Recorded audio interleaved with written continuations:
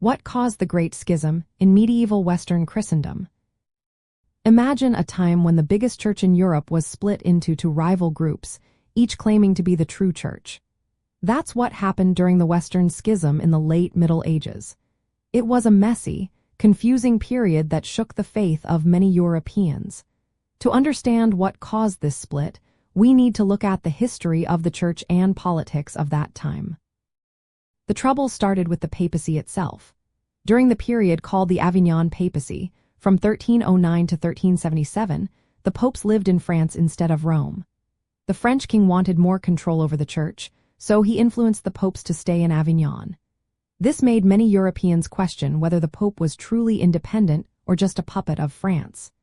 The papacy's move to France made the church seem more political than spiritual.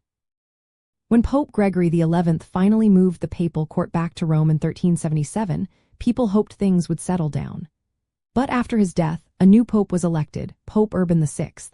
He was Italian and known for being strict and fiery. Many cardinals, especially from France, thought Urban was too harsh and that his election was forced. They declared his election invalid and chose a different pope, Pope Clement VII, who stayed in Avignon. Now the church was split. One group followed the pope in Rome, and another followed the pope in Avignon.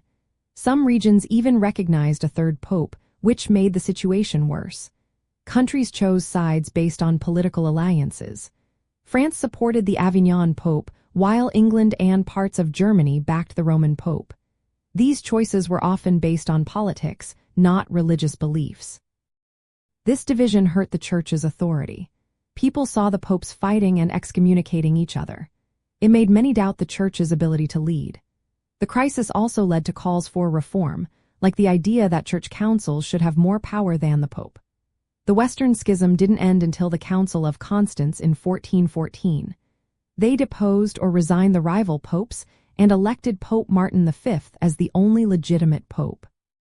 So, the main causes of the Great Schism were the move of the papacy to France, the return to Rome, and the election of rival popes. Political rivalries and personal conflicts among church leaders played a big role. The split showed how fragile the church's unity was and pushed Europeans to think about reforming the church. It was a time of chaos that changed the course of medieval history forever.